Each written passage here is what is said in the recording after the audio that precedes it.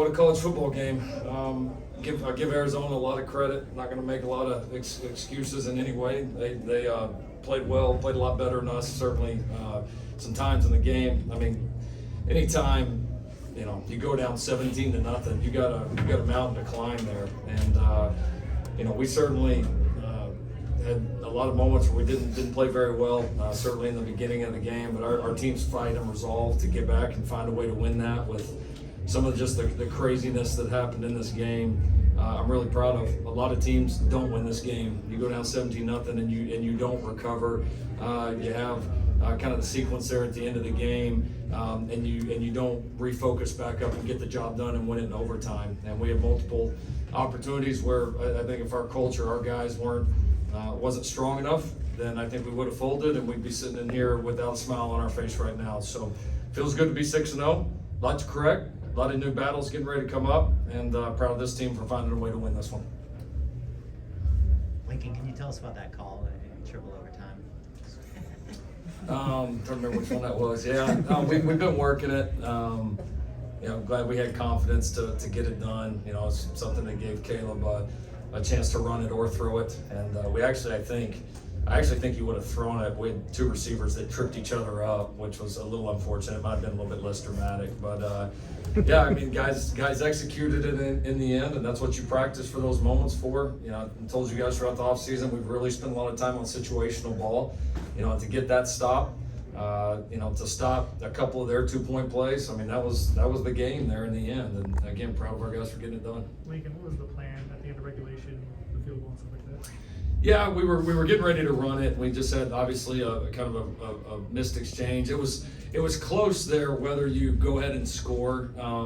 We had conversations about should we just take a knee, because you could tell that they were getting ready to maybe let us score. The clock was so low though that it is a unique conversation on, do you kick the field goal because something can happen, right? Like what did happen, or do you go ahead and try to score? And so those were conversations that we were having. Obviously, unfortunate that we mishandled that exchange there. That didn't go to plan, but I had the timeout the entire time, so it wasn't ideal, but we weren't really concerned because we knew we could use the timeout.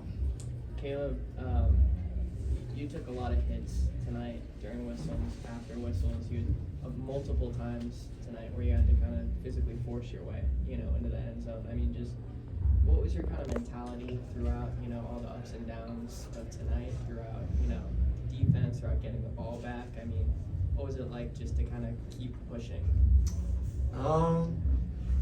Felt like playing quarterback for the USC Trojans.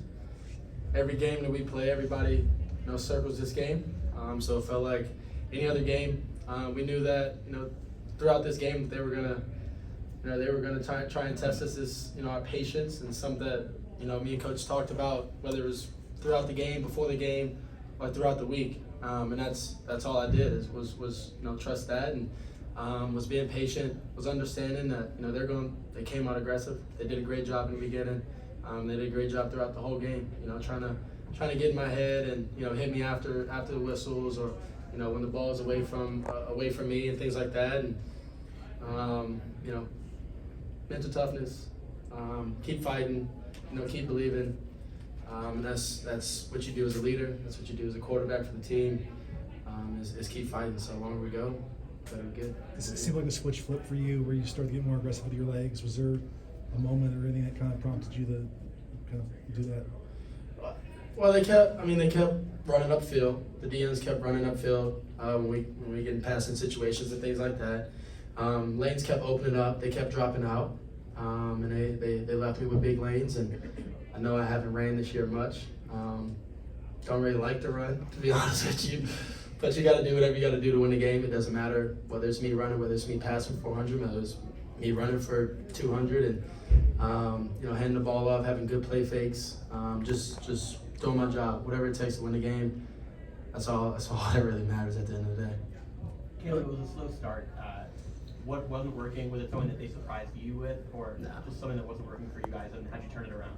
We didn't come out playing the best ball that USC will play and should play, and like I said, is going to play. And so we came out slow, and that's something that happens with, like I said, everybody circles this game. We're University of Southern California.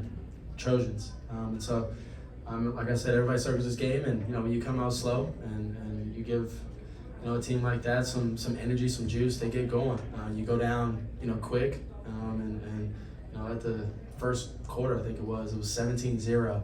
And so it was just a tough fought game. We kept fighting the resiliency of this team. Like I said, the longer we go, the better we get. Came out with a win. Jamil, you guys have seen a handful of pitches the last couple of weeks. Is that something you were looking for on the last two-point conversion, and what allowed you guys to stop it? Not necessarily. We were just playing the call that we got to the best of our ability. The emphasis this week was strain and effort, just playing as hard as we can play. And I believe that, like Caleb said, the longer we go, the better we get. But I think that last play was really the epitome of that. Like, any other, like Coach Riley said, any other team, with, I guess, less of a culture, wouldn't have shown up in a moment like that. But I believe, we came together as a brotherhood and really did what we had to do and just gave great effort. That's really what that was. Lincoln, what would you point to as just the reason for this slow start in general? It wasn't anything very good. We didn't coach very good. We didn't execute very good. We had some opportunities that we missed out. Kind of all took our turns. I mean, offensively and defensively, really. Just kind of took turns across the board, and give them credit. They executed at a high level on both sides, and the play that I thought really turned the game in a lot of ways was Covington's interception. I mean, that we just had. I think we just had the fumble, and that momentum flipped back like that. And our defense, I thought, as they really stiffened up there in the second quarter, that's what allowed us to get back in it. I mean, that energized the entire team, entire sideline. So, but yeah, I mean, obviously, you don't want to put yourself in that hole, but when you're in it, man, you can either feel sorry for yourself or you can dig yourself out. And we dug. Lincoln, they didn't have obviously Jaden at QB, but Coach Fish said that he and Noah were pretty much on campus at the same exact time. So what was kind of your approach to game planning against him? Were you expecting this kind of efficiency from a redshirt freshman? We didn't know which quarterback was going to play, so we prepared for both. I thought he played about like he did against Washington last week. Pretty good. Like, the guy's got some poise. He's got some playmakers. I thought he threw it to us a couple of times, and they just went up and made a couple of obviously tremendous individual plays. But the kid's got some poise and some moxie. He's an impressive player for a young guy. I know we ask every week now, but how do you assess the defense and where you're at the midway point of the season? I thought we took some great steps. Again, when you go down 17-0, you get tested right there internally. Like, do the guys really, do you really believe? Are guys ready to really fight? As Jamil said, and I said before, your culture gets tested quick, and the defense is what got us going. The defense is what won this football game. Got us going in the beginning down 17-0 and closed it against a play that they've been running well all night. Closed it with a huge TFL to win the game. So proud of those guys. We're going to get better. Missed a lot of pieces tonight, and even as the game went on, and some guys got in there and responded. So we'll keep growing, and proud of their fight tonight. Let's do one more. We wouldn't have won that game without defense. We were set up. We were down 17-0.